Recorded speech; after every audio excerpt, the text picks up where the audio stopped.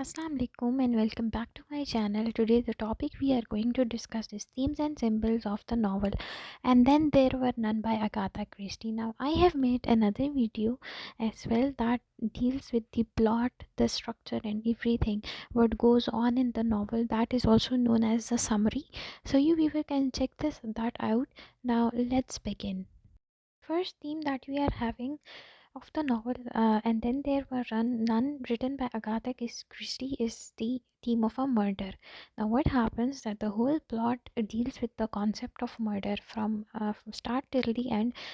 Everybody is killing one another. So, like most Agatha Christie's novels, murder is a central theme, and then there were none. The murders committed throughout the novel range from death by poison in the ring to poison in the syringe injected in the neck, from an axe to the head to the huge claw crushing a man. The murderers didn't even have to commit the last two killings because he has successfully convinced the guest on Indian island, then one of them is a murderer.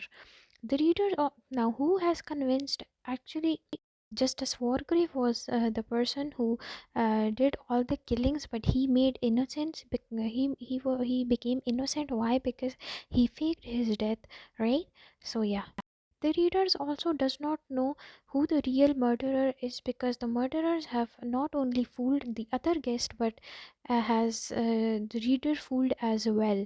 The idea that one of the guests is a murderer seems believable to the reader because there is another layer of murder beneath the action in the novel. Each of the guests has in some way been responsible for and at very last has been involved with the murder, deaths of others.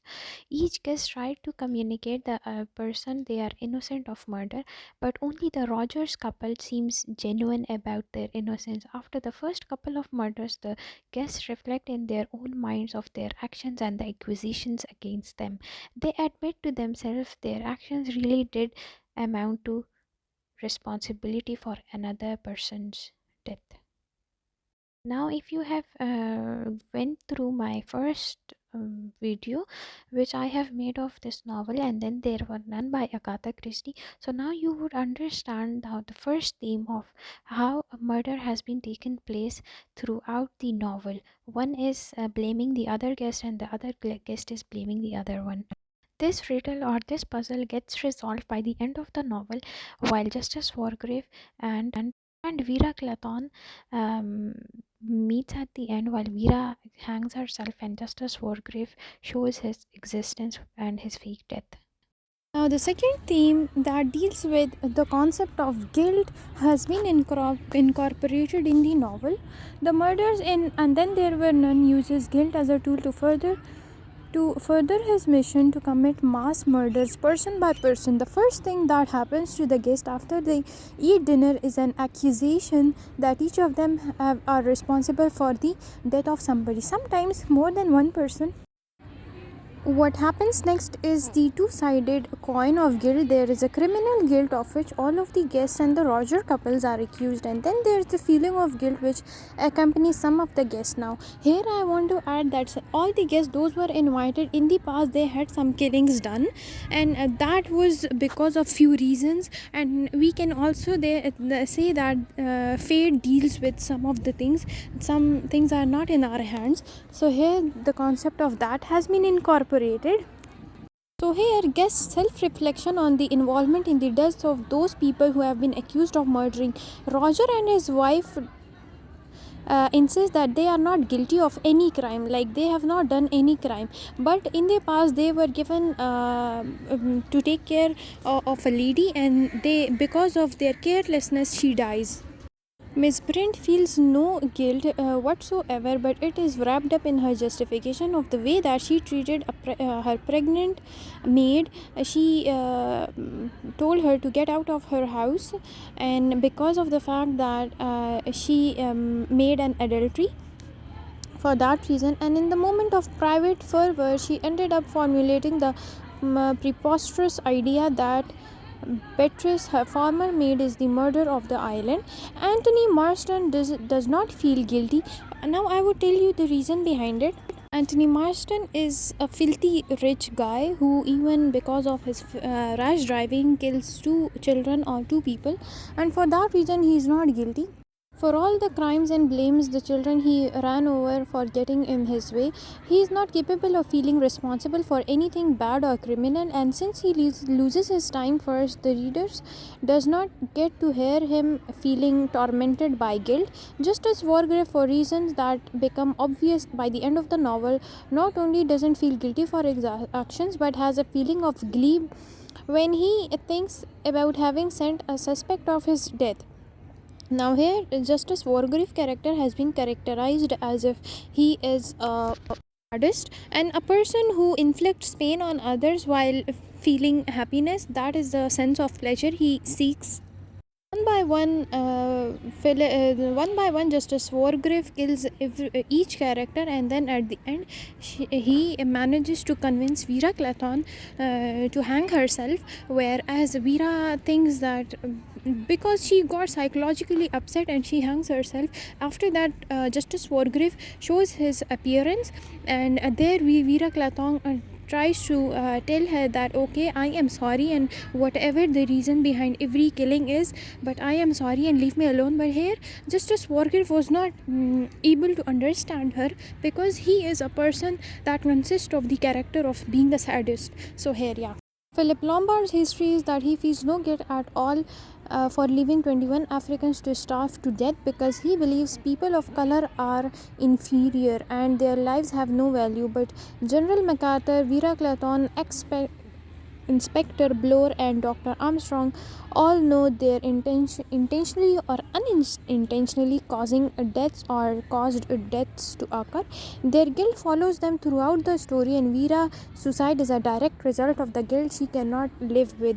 Plus, I would also say that Vera did a suicide. She attempted suicide because of her psychological issues as well. After seeing 10 characters or 9 characters die, she was psychologically unstable. For that purpose, she commits a suicide. As we have the third theme, justice. So, the theme of justice is central to Justice Wargrave's reasoning for choosing the particular victims he has collected on the island, as well as the victims on the main land. Isaac Morris, who turns out to be the first person to be killed, Wargrave kills Morris for having given drugs to a friend's daughter, who then becomes addicted to drugs and commits suicide at a very young age. Wargrave has a record created with a voice accusing all of the people on the island, including himself, of murders, and it becomes clear as people die one by one. But whoever made the recording and orders Rogers to play it for the guest wants to take matter of justice into their own hands. Everybody on the island thinks the recording is Owen.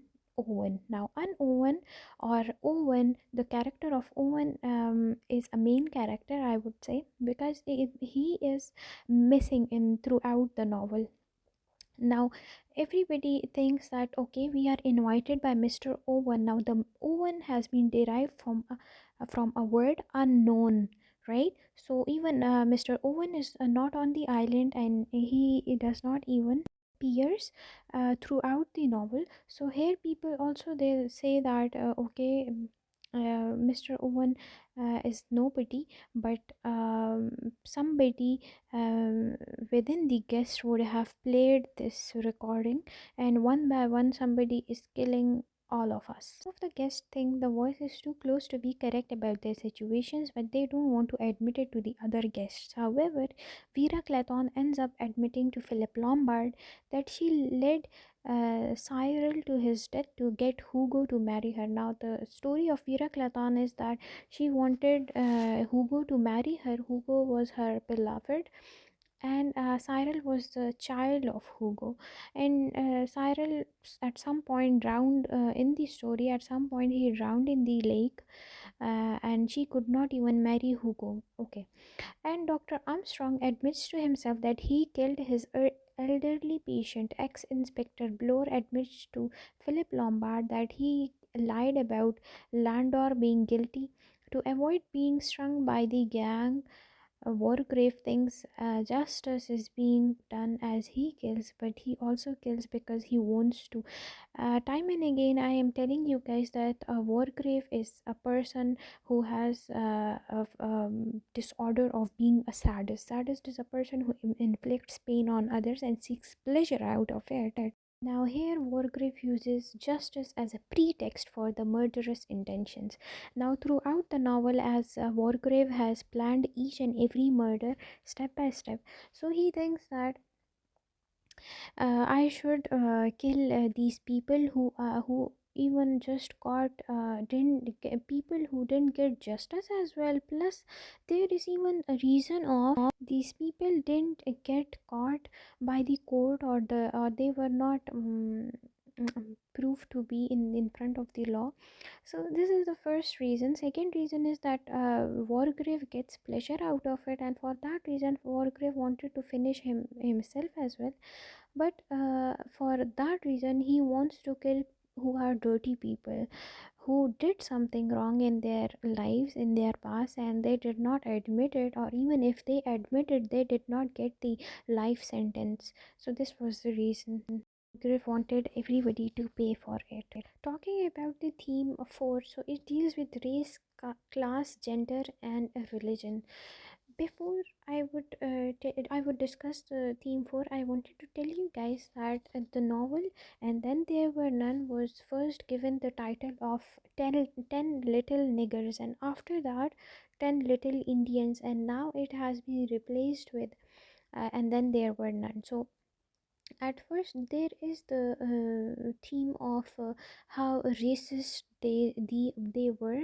In the novel it has been mentioned that while Isaac Morris gives a stereotypical kind of a negative description of Jewish men, referring to their facial expressions, his business acumen, and his lack of ethics, Philip Lombard calls them Jewish boy, and the narrator refers to him as Semitic features. The original version of the novel has the facial epithet nigger instead of Indians for the rhyme, and when Miss French referred to the Indian natives, Philip Lombard left to die as our black brothers. Vera Claton laughs and thinks she is going to become hysterical.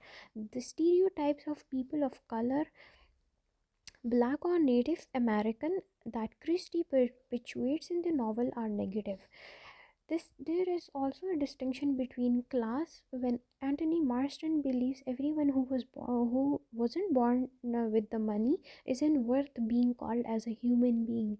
The guest instant suspicious of the butler and his wife, ये जो Rogers होते हैं, every each of the guests who are 10 in number, they get suspicious about the Rogers, the butler and his wife. So yeah, because they belong to a lower class. They even also think that Rogers isn't capable of constructing such a scheme of murders because they think he does not have the intelligence to do so. Justice Wargrave is believable no matter what he says because of his authoritative position as a judge. Moving on to the symbols of the novel. Okay, the first symbol is the storm. The symbol of a storm first appears when an old man on the train with ex-inspector Bloor says a squall is coming. Bloor marvels at how old people can tell what storms are coming even when everyone thinks that the weather is fine. The old man's elaboration that Judgment Day is coming makes the storm symbolize more than the bad weather. Bloor thinks the old man is a bit crazy, but it's Bloor who doesn't see the bigger storm on the horizon. The murder about to occur on the Indian island, including his own. Fred Narragaard can't get to the island because there is a storm coming which isolates everyone on the island, only not only for food and supplies but from a way to get off the island before they lose their lives. In storm, the contextual symbolizes the inability of the guests to control their fate. When the storm actually arrives on the island, it is not only the sea too rough to navigate, but everyone keeps everyone inside the home. It symbolizes the terror every person feels and further intensifies the idea that they are helpless on the island, stuck without a boat to get them back to the mainland. The violence of the storm symbolizes the violence of each murder, which carry with them an increasing sense of fear and foreboding. Now here, the while they all get to the island, they are all present in a train, and an old man do tells them that there is a storm coming, and okay, the weather is too bad and it will hit you all. It is the day of judgment. It will come very near, and it will take us all away. And while he is describing the storm, the Mr. Bloor and other guests make fun of him, so like they could not see what is coming at the forefront of them. Simply, it symbolizes this. Symbol 2, we have the ceramic figures. Now, what is ceramic figures? It's those 10 little Indians figure like structure that is present on the dining table, and plus there is even the ceramic figure, the poem that is also known as the tree rhyme, that is hanging on each wall.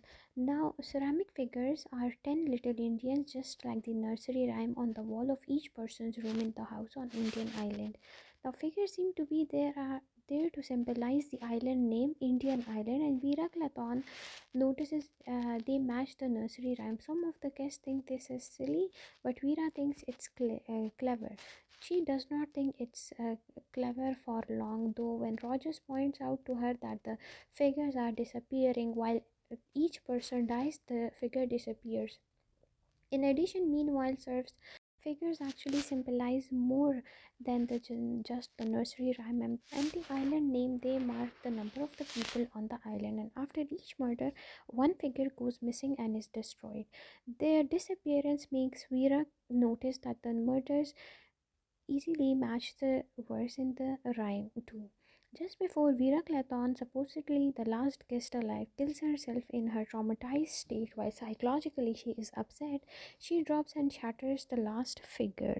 The third symbol we have is the meals. The meals in the dining room symbolizes the increasing desperation of the guest as food becomes less available and less appetizing as time goes on without delivery on the main island.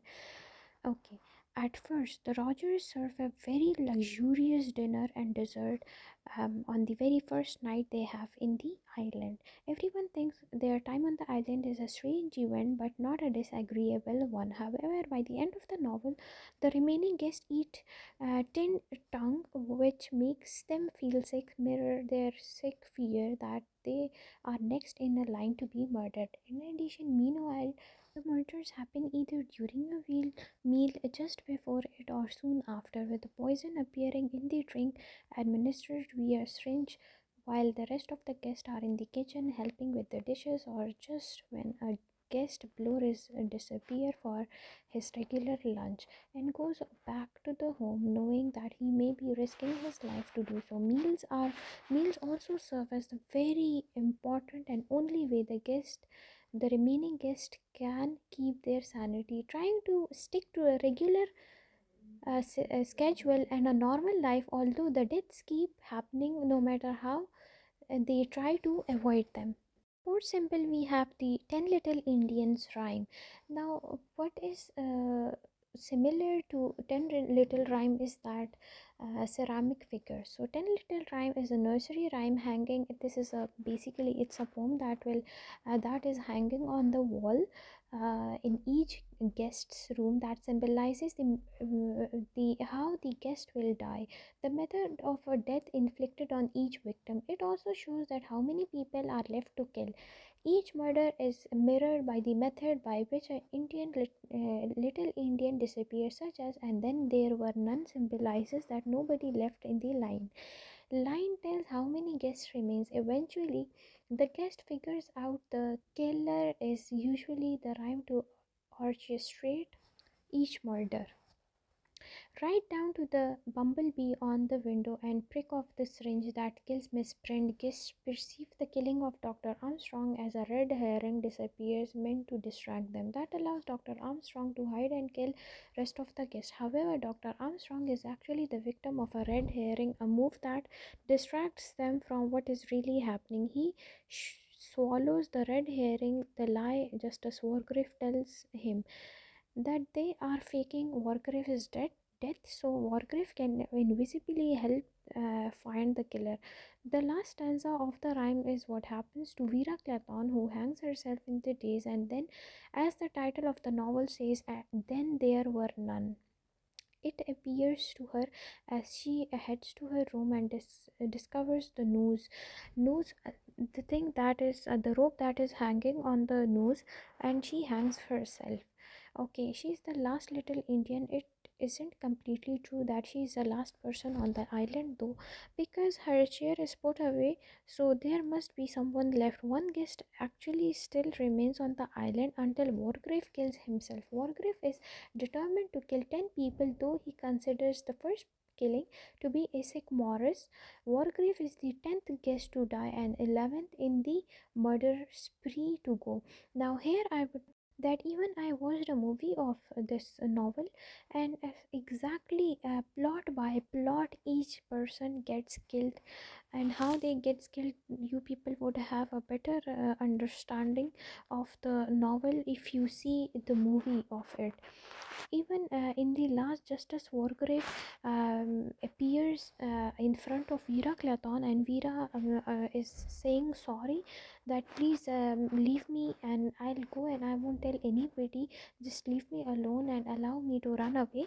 But here Justice Wargrave does not allow her. He does not help her while she hanged herself.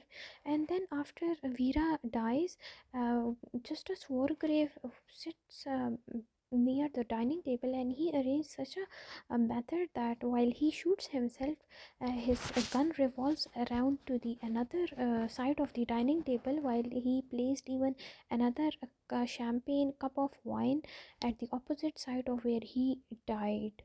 So yeah, that leads to the end of the novel. Thank you so much for watching my video. Like, please subscribe to my channel and share.